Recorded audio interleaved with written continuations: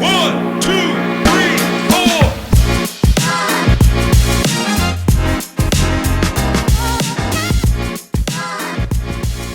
Hi guys, and welcome to another episode of Marketing in the Madness. As you can see, I am coming to you live from Shoptalk in Barcelona, and today's interview is going to be a corker. In fact, it's slightly different format to the normal podcast because I'm being kicked out of the seat by the lovely Mark from EPAM. I'm just looking at him to my left, by the lovely Mark, Director of Partnerships and Alliances at EPAM. And he is going to be interviewing the fantastic Ana. Now, I'm going to have to look at my phone for this one to make sure I get the job title right. Ana, sorry. Ana's job title is Senior Head of Product Management and Experience at Boden. So you guys are in for a corker.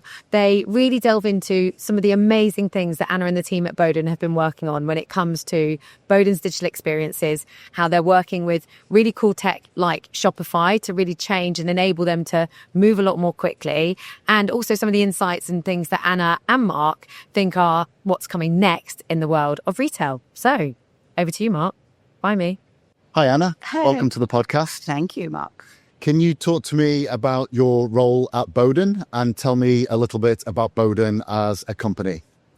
So Boden is a fashion company for women's wear and children's wear, using as much as possible sustainable fabrics and in-house drawn designs, all in-house drawn.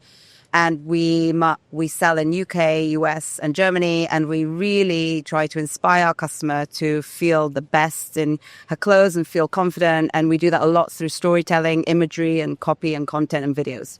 And I look after the product management and UX team in the technology department at Boden.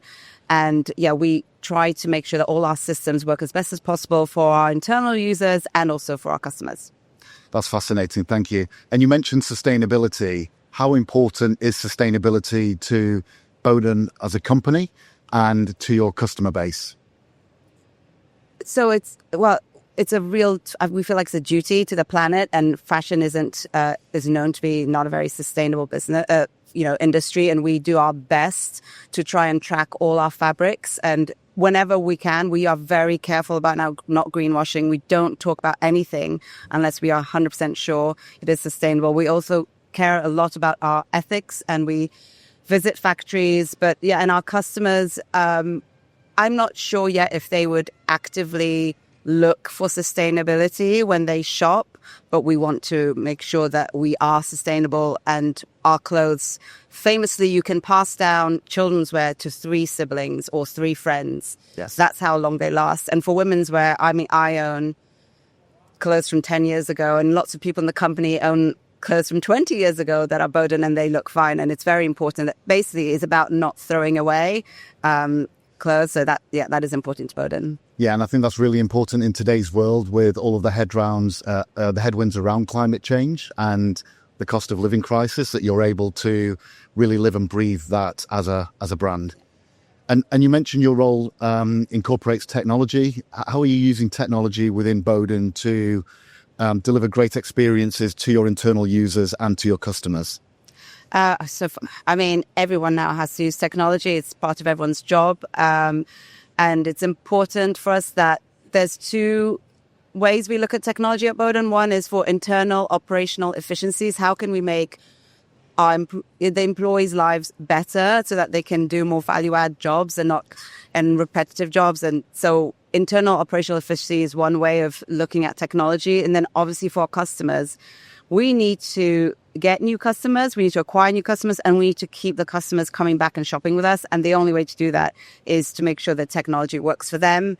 And recently, part of that was to look at the customer experience on the website, which is the majority of our trade comes from the website, and we weren't able to keep up with our customers' changing behavior with the technology stack we had. So we looked at replatforming, and that was one of our biggest changes to support ensuring our better customer experience. And how would you describe Boden's approach to technology more broadly? Have you had to drive that agenda and help the business to really understand how important technology is?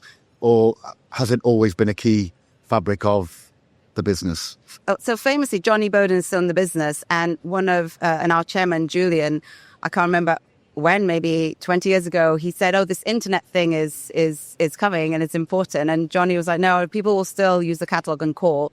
So, and Julian really pushed him. And I think ever since then, now, digital is 95% of where our customers shop. And so I think everyone at Boden understands technology is important. But the two approaches at Boden are sort of replacing. So is what we have today not working for us? And so we need to replace it with something either more automated, more cost effective, better innovation and features. That's why we do a technology change.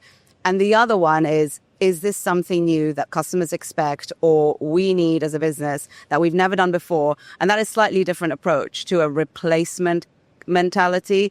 Then you really have to look at, the benefit. And I've talked to a few vendors here, people who offer trials or A/B testing to really prove out this technology will add this value, and you can show it by if you have it and if you don't have it. And so there's sort of two approaches.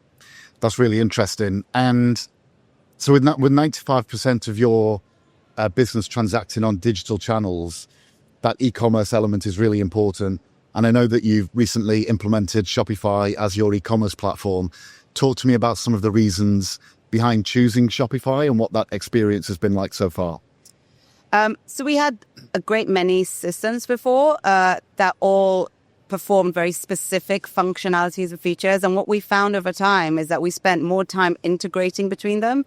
And every time we wanted to make one change on the website that required more than one of those systems, it took a long time to make changes and then a long time to test those changes. And we were finding that we weren't fast enough or agile enough in keeping up with what the expectation was. And I think that really, this slowing us down and not being able to make a change, or every time we made a change, having to figure out how many teams it took or how long it would take to test, was a real trigger to look at replatforming. And that's when we started looking at different platforms. And we did assess. We didn't just go straight in Shopify. We assessed a few. And what was really important during that period was we got everyone in the business that was truly impacted. So that's customer service, e-commerce, finance, marketing. From the beginning, we're involved in demos and requirements and, weekly sessions. And that's how we selected Shopify. It was not a technology decision. It was a combined business decision. And that was quite important. And how much of Shopify's ambition in the enterprise retail space, how much of that was a factor in your decision? How important is it that your partners have that view on the future and can help you to adapt to those shifting consumer behaviors? That was actually really important because part of the reason why we platformed was that we couldn't keep up. We couldn't build ourselves. And then seeing that Shopify is constantly updating and releasing new features, so much so that sometimes now part of our job is to keep up with any new release and then go back into whatever we've customized to undo those customizations. And also sometimes we just don't bother doing anything because we know it's on Shopify's roadmap and we'll just wait. And that's changed everything because we no longer need to think about what devs we need to make a change. And, Shopify is just constantly innovating. And because they have so many retailers and now so many enterprise customers, we can influence them. And if enough of us have the same problem or challenge, Shopify really works hard to address those. Yeah, that's really important. And talk to me about some of the other capabilities that you're building around that core e-commerce platform, and again, how technology is helping you to achieve some of those goals. So this doesn't sound very innovative that we would like a wish list, but we haven't had a wish list. And I think the last time when we were trying to build in-house, and it was a complexity of our integrations, I was given an estimate of 6 months for wish list. And now on Shopify, we can talk to 4 different wish list providers. We can test and learn and we can swap them out. And it's just, so around the Shopify ecosystem, there's the whole app marketplace and wish list example. And then now we're also replatforming, for example, our CDP. And part of the selection process was we really only spoke to other solution providers that integrate with Shopify. If they don't have an easy integration with Shopify, it really is no longer really, it can't be a contender versus other solution providers. I mean, nearly everyone now seems to integrate with Shopify, but that's not always the case. And yeah, that's a definite, it's an important point. Yeah, I think that's really interesting. And I know that Shopify are investing heavily in building out that partner ecosystem and that app ecosystem. So I think you're definitely in the right hands there. Talk to me about your experience of working with delivery partners. I know you have multiple delivery partners. Tell me what that journey's been like. Boden is not a tech company. We make clothes, and that is why we're here, and we want to inspire customers to wear beautiful clothes. And so there was a few years, like 10 years ago, potentially, we had nearly all our tech teams were in-house. But as we were growing and as complexity came along, it's very hard to hire internally always. And, it depends where your office location is, even now with remote working. So having delivery partners that have great solution architects, business analysts, delivery managers, developers, QA, that has been invaluable because that helps us scale up our delivery. And also based on the roadmap, when we set our budgets towards the end of the year, looking forward to the next year, we can figure out, how many resources do we need, and we can scale up and scale down with those delivery partners. So that's really important.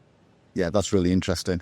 And talk to me about which areas of innovation you think are going to be most impactful to Boden in the coming years. We're here at Shoptalk, the home of retail innovation.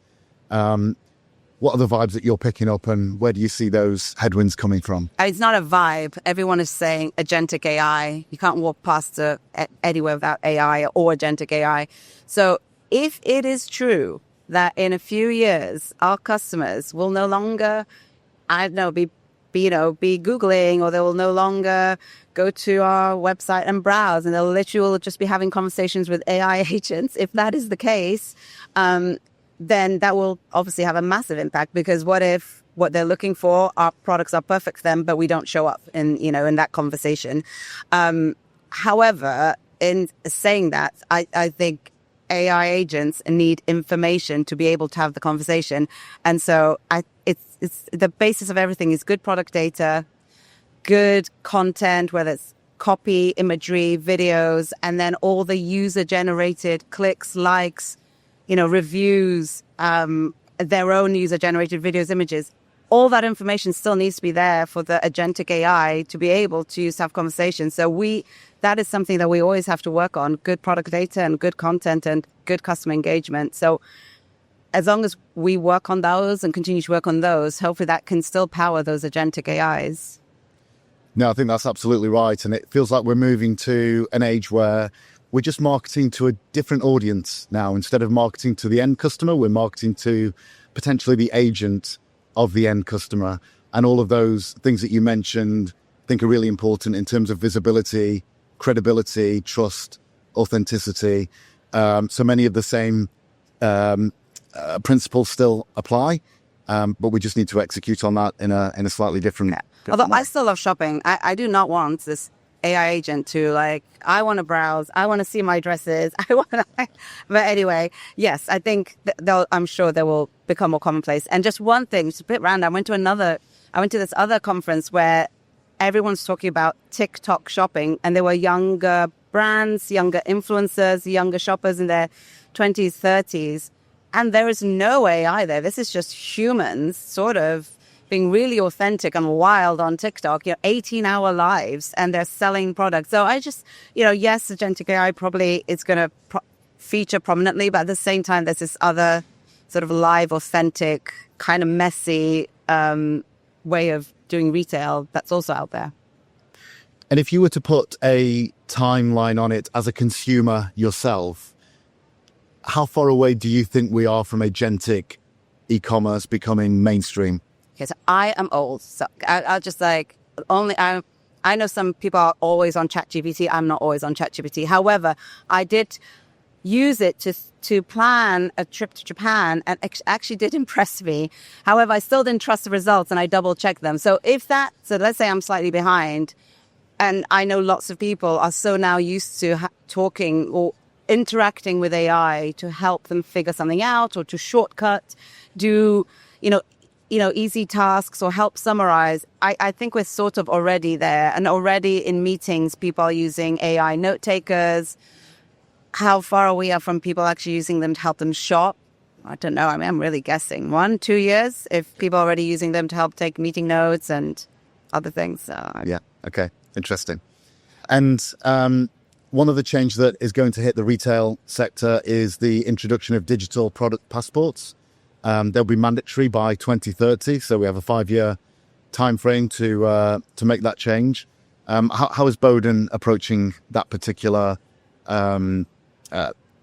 change in the sector? Yeah, well, we have an amazing ethical team in the garment tech team, and they have already been working on it. They've created a cross-functional team with finance, IT, and product, the clothing team, and started preparing all the data. We already start collecting a lot of that data, and also we've started engaging with our suppliers and getting them to record the environmental impact so we can measure it. But and it's not my area of expertise, but in a way, we're still waiting for some clear guidelines from the European agencies to know truly what is expected, what we need to document. But we have already started. It's important. It's our brand, and we have to, and we care about showing where everything is made and if we can account for it. Yeah, so it sounds like it could be a real competitive advantage for a brand like Boden that already has sustainability at the heart of everything that it does anyway. What advice would you give to other retailers who are perhaps going on the same journey that Boden has been going on and is going on?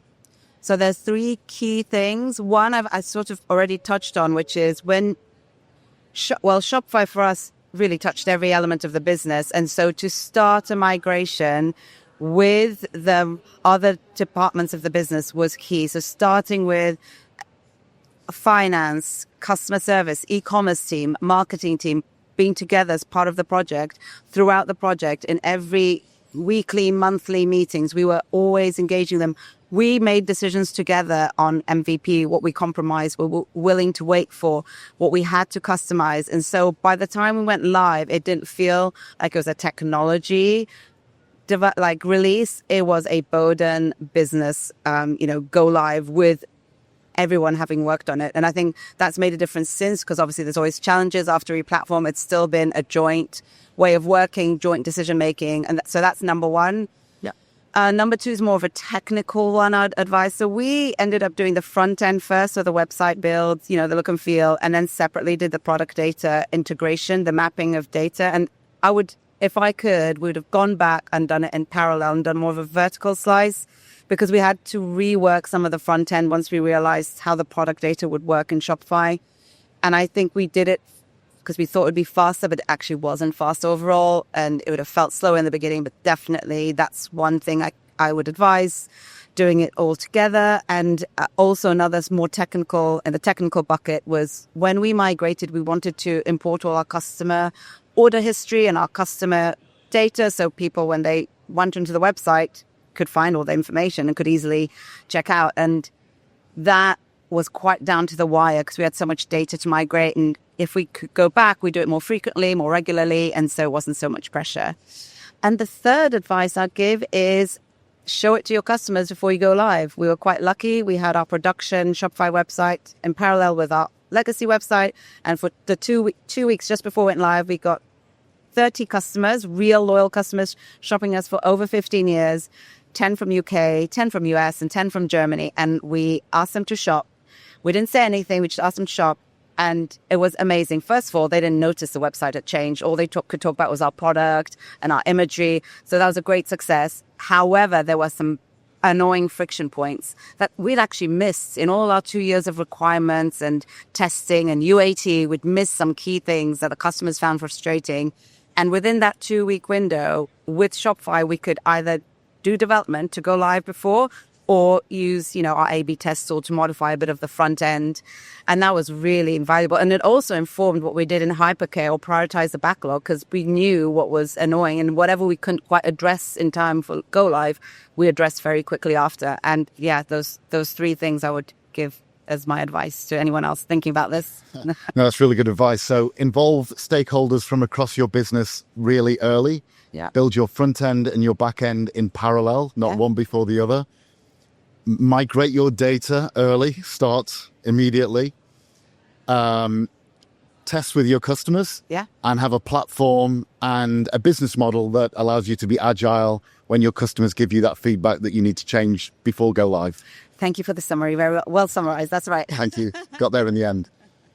Well, Anna, thank you very much. That's been really insightful, really helpful. I'm sure other retailers are going to learn so much from this interview. So we really appreciate your time. Link into me. No, get in touch. Okay. Thank you. Thank you very much.